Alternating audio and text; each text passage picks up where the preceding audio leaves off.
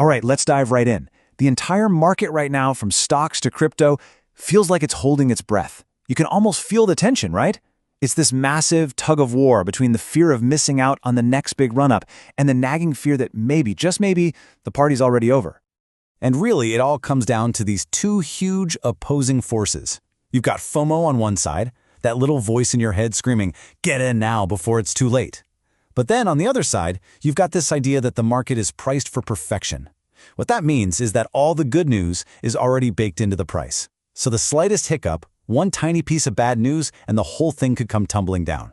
It's a massive psychological battle, and it's happening right now. So to really get what's happening in crypto, we got to zoom out and look at the bigger financial world first, because that sets the stage for everything. And the best way to describe the mood is nervous optimism. Seriously, it's like watching someone walk a tightrope 100 feet in the air with no safety net. We're seeing some real cracks starting to show in the stock market. The big rally we've seen, it's kind of running out of gas. And the big players, the institutional investors, they're getting nervous. They're quietly shifting their money into safer stuff like bonds and cash. It's made the market super twitchy. It totally overreacts to good news and absolutely panics at the bad. That is a classic sign of some serious uncertainty.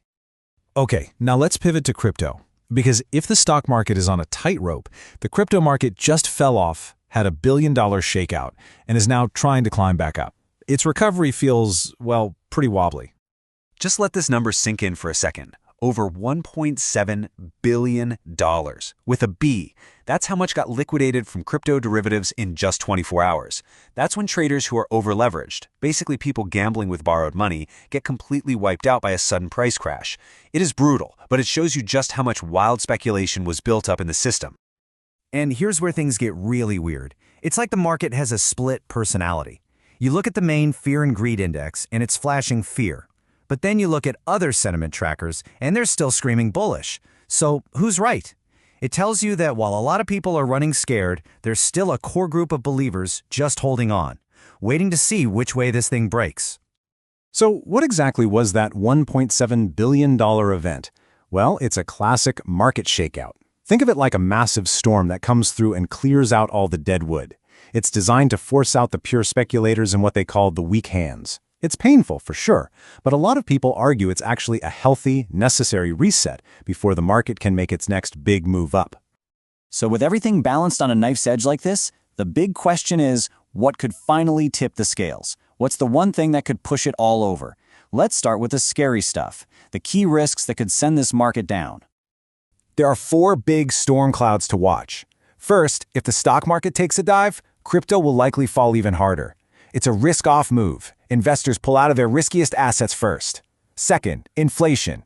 If those numbers come in hot, central banks could get more hawkish, meaning they'll get tough, and that spooks investors.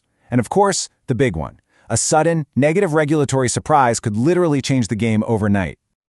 Okay, enough of the doom and gloom. Let's flip the script. Because on the other side of the coin, there are 7 potentially massive catalysts that could ignite a huge surge. This is the bull case, and you're going to want to hear this. First, and you could argue this is the most important one of all, is regulatory clarity. For years, the biggest shadow hanging over crypto has been the simple question, what are the rules? The moment we get clear answers, you could see a massive wave of institutional money, which has been sitting on the sidelines, just flood into the market. And listen, this isn't just some pipe dream. The wheels are already turning. We've actually seen a new law pass for stablecoins. The SEC has approved rules that make it way easier to launch new ETFs. And there's real serious talk in Congress about creating a clear legal framework for the entire market. Every single one of these steps chips away at the risk and builds massive confidence. Now, for what could be a true game changer, what if the US government went from just being the referee to actually getting in the game? Catalyst number 2 is exactly that. A direct endorsement from the government itself. I mean, just think about that for a second. The United States government holding Bitcoin as a strategic reserve.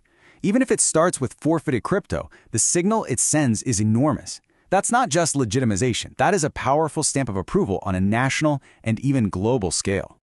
You can never, ever underestimate the power of a good story in the markets. And that's what catalyst number 3 is all about, high-profile support.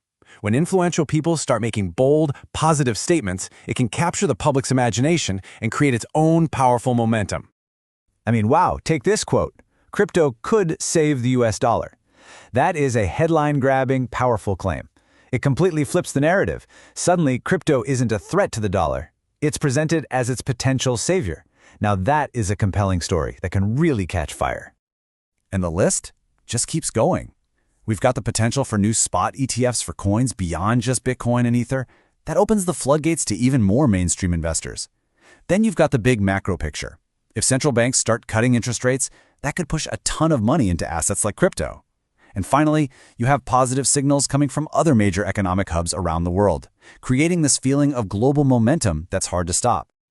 Okay, so let's tie this all together. What's the final takeaway here? Well, it brings us right back to where we started. This incredible tug of war between two very, very different potential futures for the entire market. At the end of the day, it all boils down to this. In one corner, you have the bears. They're worried about the fragile stock market, tough central banks, and regulatory surprises. But in the other corner, you have the bulls. They're looking at growing regulatory clarity, government adoption, and a potentially favorable economic backdrop. The future of the market really just depends on which side pulls harder. And that leaves us with the ultimate question. Was that huge billion-dollar shakeout we saw a warning sign of a much deeper structural problem? Or was it just a temporary blip on the radar, a healthy, violent correction right before those massive catalysts kick in and send us to new highs? The answer to that question is going to define the next chapter for crypto.